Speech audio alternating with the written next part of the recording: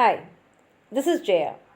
In this video, we shall see the summary of Ode to Evening, a poem by William Collins. This Ode to Evening is one of the famous odes written by William Collins, and this is actually a transitional poem. Transitional poem is some poem which tells about the change from one state to another, and here Collins centers on the natural setting which we see during the evening. And he paints a beautiful picture of an evening when the tired sun starts to get ready to rest. He directly addresses the evening, and his intention is to get inspiration from writing poetry that will be suitable for painting a mood which depicts the calmness and serenity of the evening. And in this poem, he has beautifully captured this serene beauty which happens just before the night when darkness starts entering with just a little light available. He writes like this: If aught of autumn stop or pastoral song may hope chaste eve, here eve means evening, to soothe thy modest ear, like thy own solemn springs, thy springs and dying gales, O nymph reserved, while now the bright-haired sun sits in yon western tent, whose cloudy skirts with breed ethereal wove overhang his wavy bed. So he talks about how generally in pastoral poems the shepherd will be seen playing the oaten flute, and he'll be enjoying the day and the lush and the green pasture. But here Collins is going to talk about the evening where the day is about to end and the night is arriving. So Collins takes the permission from the spirit of the evening to allow him to compose something else other than what generally happens in a pastoral poem, and he feels that ode is the best medium to convey the evening's calm mood which he hopes to compose in this poem, and he feels that this will definitely give happiness to Eve's modest ears. And by addressing directly to the evening as a reserved nymph, he shows how the bright-haired sun sits in the western sky, and the cloudy skirts of the sky are woven with ethereal breed, and it overhangs behind the sun's wavy bed, asking the sun to go and take rest because it is very tired after a day's work.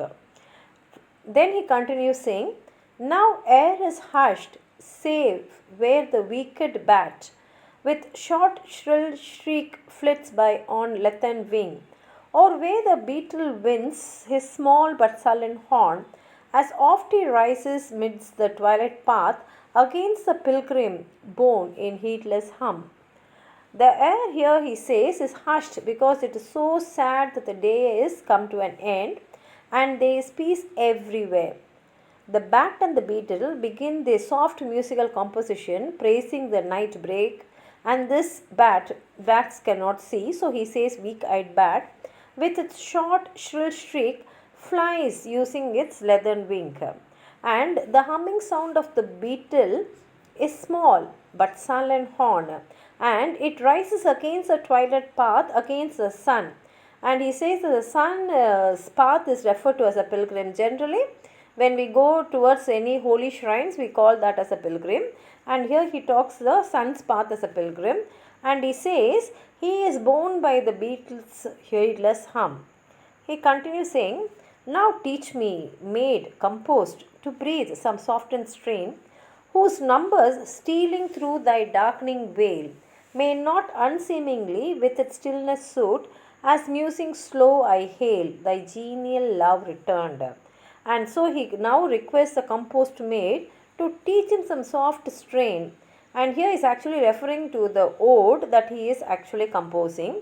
And he wants the lines in this ode to imitate the mood of the darkening veil, that is the evening. And he wants that natural stillness should not be seemed here, but there should be a slow musing which he wishes will be returning the Eve's genial love. He wants to share a beautiful relationship with the evening. Then he continues saying, From when thy folding star arising shows his pally circlet at his warning lamp, the fragrant hours and elves who slept in flowers the day, and many a nymph who retches her brows with sedge and sheds a freshening dew and lovelier still, the pensive pleasure sweet prepare thy shadowy car. Now he calls the sun as the folding star because sun is going to rest, and he says it shows its pale circlet and it appears as a warning lamp marking the fragrant hours. Fragrant hour here he refers to the evening. And he says that the elves who sleep in the flowers in the morning and the nymphs who brush their brows with the sage are shedding the freshening dew and spreading a beautiful fragrance around. And he's saying that they are all lovelier still because the sweetness gives so much of pleasure and prepares the evening, which he calls as a shadowy car, because in the evening comes like a shadow after the daylight. And he says the scenes of the evening are so sweet to look at, and he says but they trigger a pensive mood on the onlooker's mind. He continues saying, then lead, calm otress, where some sheety lake cheers the lone heath, or sometime hallowed pile, or upland fallows grey reflects its last cool gleam. Now he calls the calm otress, that is the evening, which leads him to some sheety lake that cheers the lonely heath or some time hallowed pile or pyre. We know pyre is the fire which is kept after the death. So maybe he is talking about the end of the day in this way. Besides these, there are grey fallows that reflect eve's last cool gleam. Collins here actually portrays what the cold evening breeze feels like. And he feels that the end of the day brings in the chillness of the night.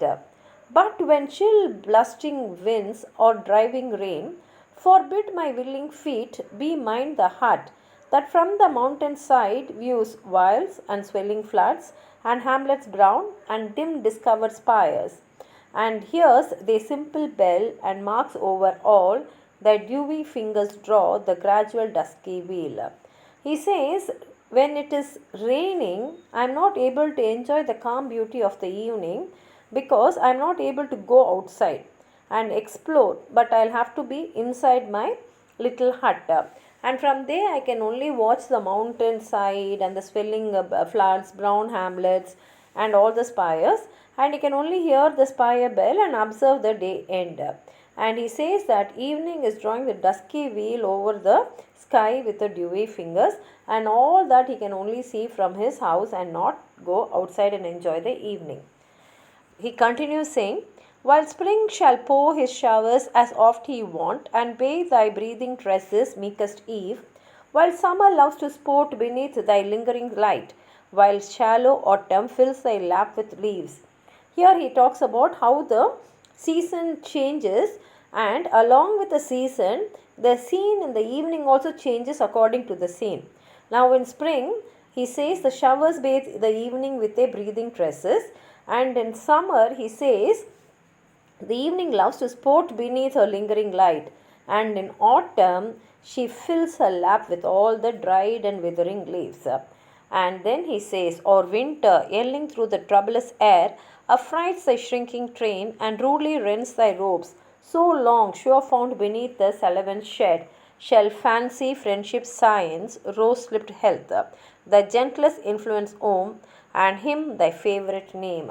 And he says, in winter, the air is so troublesome that the evening itself shrinks in a strain, and it rudely rends her robes. And he says, beneath the salivant shed, they are fancy, friendship, science, and rose-lipped health. And he says, in the influence of all this, he wants the evening to sing the favorite hymn which is dedicated to her and say that it is a favorite name. And here he is actually referring to his own ode, and he says that the evening must say that Ode to Evening written by Collins is a hymn which is dedicated to her, and it is her favorite name. Thus he ends the poem here. If you have anything more to add on to what I said, please write it in the comment box. Like the video, share it with your friends, and if you have not subscribed my channel, please subscribe. Thank you.